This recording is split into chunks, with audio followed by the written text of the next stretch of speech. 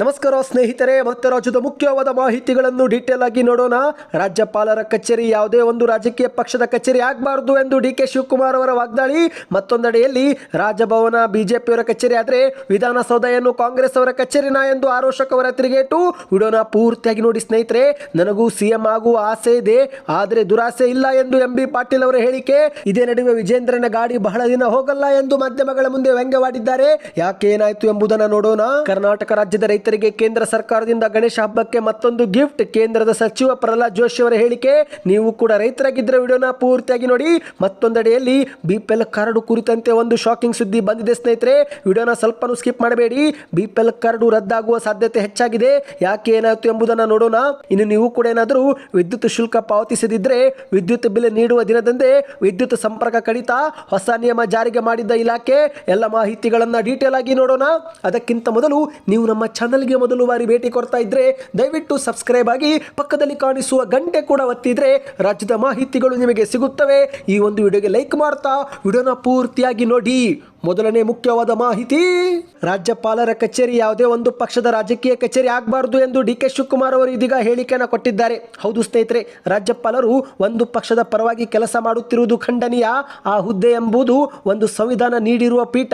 ರಾಜ್ಯಪಾಲರ ಕಚೇರಿ ಯಾವುದೇ ಒಂದು ರಾಜಕೀಯ ಪಕ್ಷದ ಕಚೇರಿ ಆಗಬಾರದು ಎಂದು ಡಿ.ಕೆ. ಶಿವಕುಮಾರ್ ಅವರು ಮಾಧ್ಯಮಗಳ ಮುಂದೆ ಹೇಳಿಕೆ ಕೊಟ್ಟಿದ್ದಾರೆ. ಹೌದು, ಸಿದ್ದರಾಮಯ್ಯನವರಿಗೆ ಪ್ರಾಸಿಕ್ಯೂಷನ್ಗೆ ಅನುಮತಿ ಕೊಟ್ಟು ಮಾಜಿ ಮುಖ್ಯಮಂತ್ರಿ ಕುಮಾರಸ್ವಾಮಿ ಮತ್ತು ಜನಾರ್ದನ್ ರೆಡ್ಡಿ ಅವರ ವಿರುದ್ಧ ಯಾವುದೇ ಪ್ರಾಸಿಕ್ಯೂಷನ್ ಅನುಮತಿ ಕೊಡದಿದ್ದಕ್ಕೆ ಡಿ.ಕೆ. ಶಿವಕುಮಾರ್ ಅವರು ಆಕ್ರೋಶ ವ್ಯಕ್ತಪಡಿಸಿದ್ದು ಮಾಧ್ಯಮಗಳ ಮುಂದೆ ವಾಗ್ದಾಳಿ ಮಾಡಿದ್ದಾರೆ. ಹೌದು ಗೆಳೆಯರೆ, ಇಂದು ಸಿಎಂ ಸಿದ್ದರಾಮಯ್ಯರ ವಿರುದ್ಧ ರಾಜ್ಯಪಾಲರ ಪ್ರಾಸಿಕ್ಯೂಷನ್ ಅನುಮತಿ ಖಂಡಿಸಿ ಮತ್ತು ಮಾಜಿ ಮುಖ್ಯಮಂತ್ರಿ ಕುಮಾರಸ್ವಾಮಿ, ಶಶಿಕಲಾ ಜೊಲ್ಲೆ, ಮುರುಗೇಶ್ ನಿರಾಣಿ ಮತ್ತು ಜನಾರ್ದನ್ ರೆಡ್ಡಿ ಅವರ ವಿಚಾರಣೆಗೆ ಅನುಮತಿ ನೀಡುವಂತೆ ಆಗ್ರಹಿಸಿ ಕಾಂಗ್ರೆಸ್ ನಾಯಕರು ರಾಜಭವನ ಚಲೋ ಪ್ರತಿಭಟನೆ ಮಾಡುತ್ತಿದ್ದು, ಇದೇ ನಡುವೆ ರಾಜ್ಯಪಾಲರನ್ನ ಭೇಟಿಯಾಗಿ ನಂತರ ಮಾಧ್ಯಮಗಳ ಮುಂದೆ ಡಿ.ಕೆ. ಶಿವಕುಮಾರ್ ಅವರು ಮಾತನಾಡಿದ್ದಾರೆ.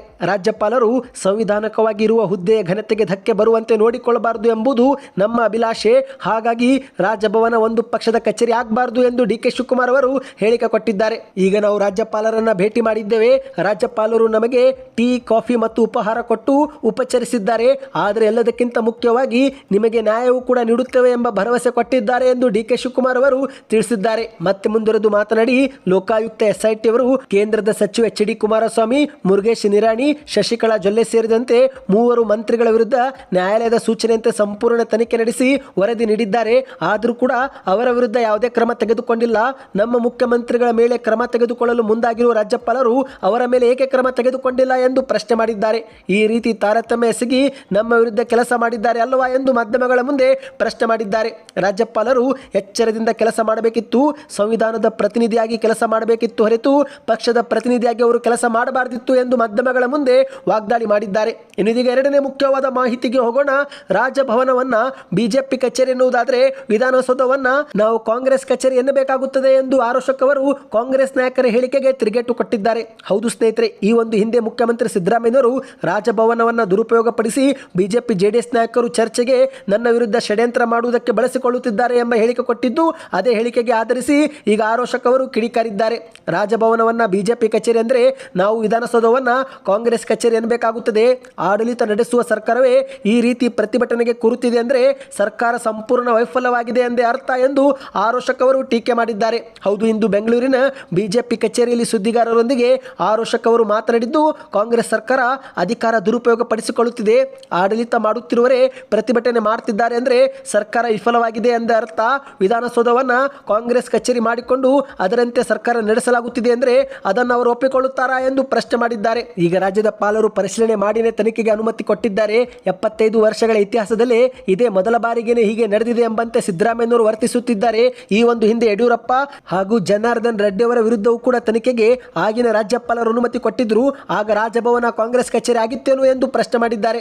ಕಾಂಗ್ರೆಸ್ ನಾಯಕರು ಕಿವಿಯ ಮೇಲೆ ಹೂ ಇಡುವುದನ್ನು ಬಿಟ್ಟು ನ್ಯಾಯಾಲಯದಲ್ಲಿ ಪ್ರಶ್ನೆ ಮಾಡಲಿ ಎಂದು ಸವಾಲು ಹಾಕಿದ್ದಾರೆ. ಇನ್ನಿದೀಗ ಮತ್ತೊಂದು ಮುಖ್ಯವಾದ ಮಾಹಿತಿಗೆ ಹೋಗೋಣ ಸ್ನೇಹಿತರೆ. ನನಗೂ ಸಿಎಂ ಆಗುವ ಆಸೆ ಇದೆ, ಆದರೆ ದುರಾಸೆ ಇಲ್ಲ ಎಂದು ಎಂ.ಬಿ. ಪಾಟೀಲ್ ಅವರು ಬೆಳಗಾವಿಯಲ್ಲಿ ಮಾಧ್ಯಮಗಳ ಮುಂದೆ ಮಾತನಾಡಿದ್ದಾರೆ. ನನಗೂ ಮುಖ್ಯಮಂತ್ರಿ ಆಗುವ ಆಸೆ ಇದೆ, ಆದರೆ ದುರಾಸೆ ಇಲ್ಲ. ಈಗ ಕೋರ್ಟ್ನಲ್ಲಿ ಸಿದ್ದರಾಮಯ್ಯನವರಿಗೆ ನ್ಯಾಯ ಸಿಕ್ಕೇ ಸಿಗುತ್ತದೆ, ಅದರಲ್ಲಿ ಯಾವುದೇ ಅನುಮಾನ ಇಲ್ಲ. ಇನ್ನು ಹೈಕಮಾಂಡ್, ನಮ್ಮ ಶಾಸಕರು ಮತ್ತು ಸಚಿವರು, ಕಾರ್ಯಕರ್ತರು ಸಿದ್ದರಾಮಯ್ಯನವರ ಪರವೇ ಇದ್ದಾರೆ. ಇಡೀ ಕಾಂಗ್ರೆಸ್ಸೇ ಸಿದ್ದರಾಮಯ್ಯನವರ ಪರ ಇದೆ. ಕರ್ನಾಟಕದಲ್ಲಿ ಸದ್ಯಕ್ಕೆ ಸಿಎಂ ಸ್ಥಾನದ ಬದಲಾವಣೆ ಇಲ್ಲ. ಯಾರೂ ಕೂಡ ಸಿಎಂ ಸ್ಥಾನಕ್ಕೆ ಟವೆಲ್ ಕೂಡ ಹಾಕಿಲ್ಲ. ಸಿದ್ದರಾಮಯ್ಯನವರೇ ಮುಖ್ಯಮಂತ್ರಿಯಾಗಿ ಮುಂದುವರಿಯುತ್ತಾರೆ, ಇದರಲ್ಲಿ ಯಾವುದೇ ಅನುಮಾನ ಬೇಡ ಎಂದು ಮಾಧ್ಯಮಗಳ ಮುಂದೆ ಸ್ಪಷ್ಟಪಡಿಸಿದ್ದಾರೆ. ಮತ್ತೆ ಮುಂದುವರೆದು ಮಾತನಾಡಿ, ಇದೀಗ ನ್ಯಾಯಾಲಯದಲ್ಲಿ ಮೂಡಾ ಕೇಸ್ ವಿಚಾರದಲ್ಲಿ ನಿಶ್ಚಿತವಾಗಿ ನಮಗೆ ಗೆಲುವು ಸಿಗಲಿದೆ. ಮೂಡಾ ಕೇಸ್ನಲ್ಲಿ ಏನೂ ಇಲ್ಲವೇ ಇಲ್ಲ, ಇದರಲ್ಲಿ ತಪ್ಪು ಆಗಿರೋದೇ ಮೂಡಾ ಅವರಿಂದ ಎಂದು ಹೇಳಿಕೆ ಕೊಟ್ಟಿದ್ದಾರೆ. ಇದೊಂದು ಫಾಲ್ಸ್ ಕೇಸ್ ಆಗಿದೆ. ಕೋರ್ಟ್ನಲ್ಲಿ ಈ ಒಂದು ಕೇಸ್ ವಜಾ ಆಗುತ್ತೆ, ಅದಾದ ಮೇಲೆ ಬಿಜೆಪಿಯವರಿಗೆ ಅಪಮಾನವಾಗುತ್ತೆ.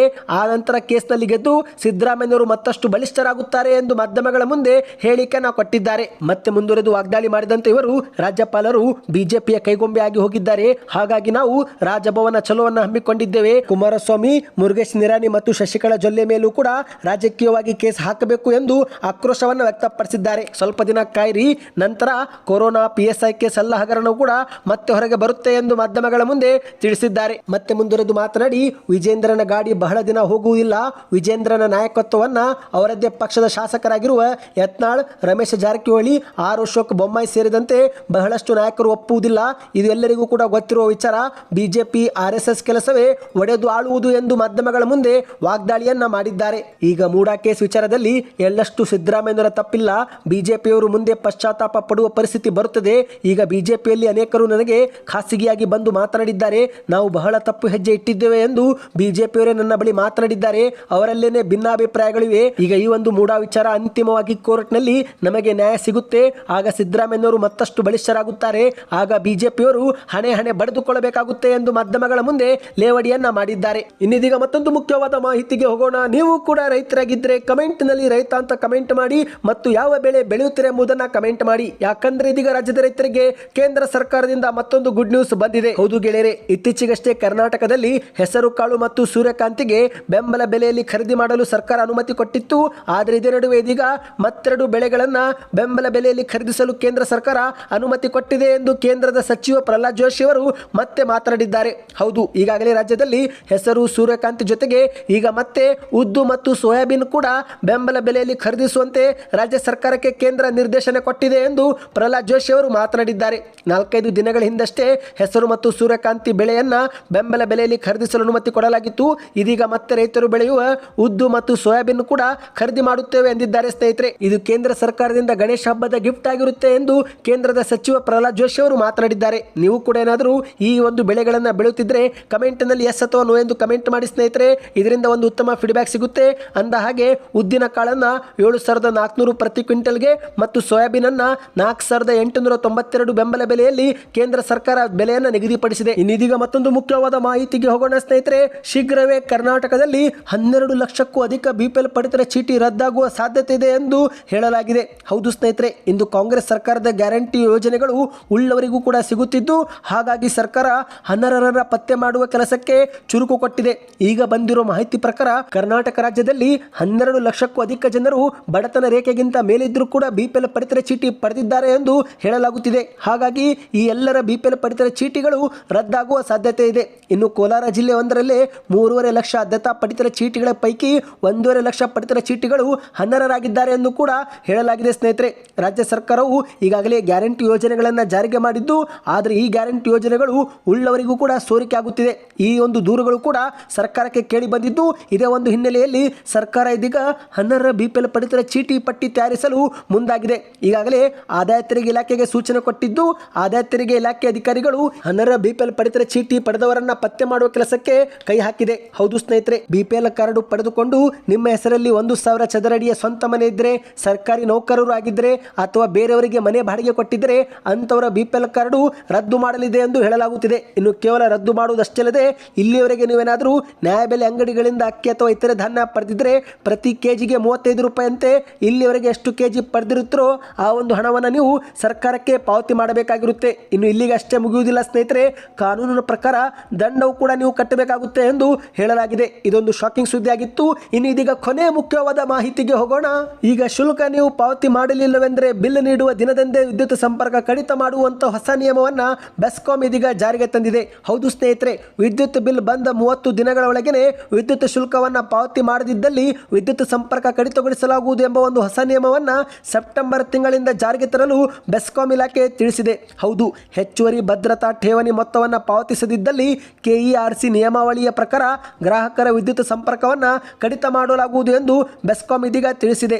ಸೆಪ್ಟೆಂಬರ್ 1ರಿಂದಲೇ ಈ ಒಂದು ನಿಯಮ ಅನ್ವಯವಾಗಲಿದ್ದು, ಗೃಹ ಮತ್ತು ವಾಣಿಜ್ಯ ಬಳಕೆದಾರರು, ಅಪಾರ್ಟ್ಮೆಂಟ್ಗಳು ಮತ್ತು ಇತರೆ ಹೊರಜಾಗದಲ್ಲಿ ತಾತ್ಕಾಲಿಕವಾಗಿ ವಿದ್ಯುತ್ ಸಂಪರ್ಕ ಪಡೆದ ಗ್ರಾಹಕರು ನಿಗದಿತ ಅವಧಿಯೊಳಗೇನೆ ಶುಲ್ಕ ಪಾವತಿ ಮಾಡಬೇಕು. ಒಂದು ವೇಳೆ ಅಂತಿಮ ದಿನಾಂಕದ ನಂತರವೂ ಕೂಡ ಬಿಲ್ ಅನ್ನು ಪಾವತಿ ಮಾಡದಿದ್ದಲ್ಲಿ ಆ ಸಮಯದಲ್ಲಿ ಮೀಟರ್ ರೀಡಿಂಗ್ ಮಾಡುವ ದಿನದಂದೇ ವಿದ್ಯುತ್ ಸಂಪರ್ಕ ಕಡಿತಗೊಳಿಸಲಾಗುತ್ತೆ ಎಂದು ಹೇಳಲಾಗಿದೆ. ಹೌದು ಸ್ನೇಹಿತರೆ, ಬೆಸ್ಕಾಂ ಇಲಾಖೆಯವರ ಹೊಸ ನಿಯಮದ ಪ್ರಕಾರ ವಿದ್ಯುತ್ ಬಾಕಿ ಮೊತ್ತ ಏನಾದರೂ 100 ರೂಪಾಯಿಗಿಂತ ಅಧಿಕವಾದಲ್ಲಿ ಮತ್ತು ನೀವೇನಾದರೂ ವಿದ್ಯುತ್ ಬಿಲ್ಲವನ್ನು ಸರಿಯಾದ ಸಮಯಕ್ಕೆ ಪಾವತಿ ಮಾಡದಿದ್ದಲ್ಲಿ ಆ ಸಮಯದಲ್ಲಿ ವಿದ್ಯುತ್ ಸಂಪರ್ಕ ಕಡಿತ ಮಾಡಲಾಗುವುದು ಎಂದು ಹೇಳಲಾಗಿದೆ. ಇದೊಂದು ಮುಖ್ಯವಾದ ಮಾಹಿತಿಯಾಗಿತ್ತು.